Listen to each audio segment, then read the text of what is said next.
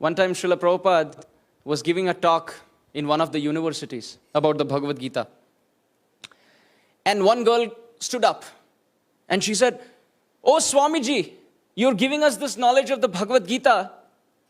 Why did it take so late? Why did you come here so late? Why didn't you give us earlier? At the age of 70, you're coming here. If you would have come here before, so many would have benefited from your travel." Now, if we were in Prabhupada's place, we would be really annoyed because we come all the way and people blame us. Said, "Prabhupada, why didn't you come earlier?" Prabhupada very coolly looked at the girl and said, "I was waiting for you to be born." So Prabhupada's wit and his compassion is just matchless. Srila Prabhupada could pick lessons from anything. Another example of Prabhupada's humor was one time Srila Prabhupada was in his room and one very surrendered disciple came to Srila Prabhupada and said, "Srila Prabhupada, I feel like sitting at your feet." Prabhupada said, "That's never possible because I'm always traveling." I'm never at one place. So in this way, Prabhupada was very humorous. But his humor was also,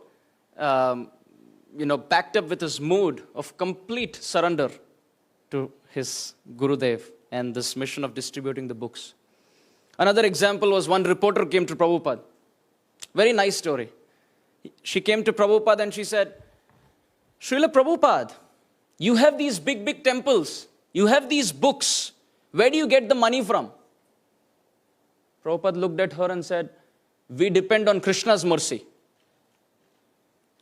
Now this answer she didn't understand. It just went over her head. So she repeated herself. She said, "But Prabhupada, to do all of this, you need money. Where do you get the money from?" Prabhupada said, "Krishna's mercy." Now she didn't understand. So she thought maybe because Swamiji is old, he's not able to hear. So she repeated again. She said, "But where does the money come from?" Prabhupada looked and said, "Krishna."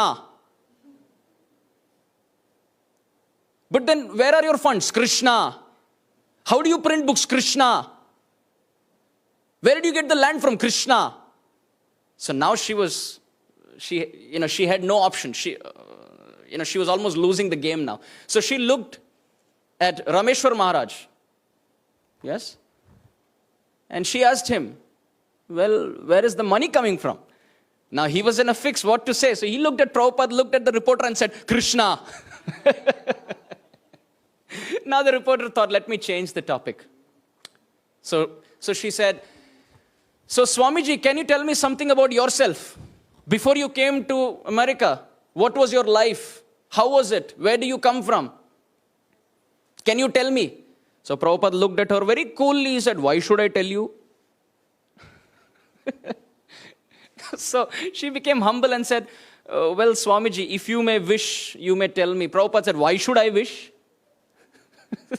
Now the game was up.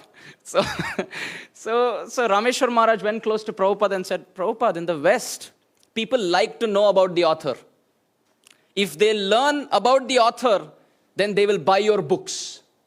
So when Prabhupada heard that, he said, "Now you ask, I will tell you."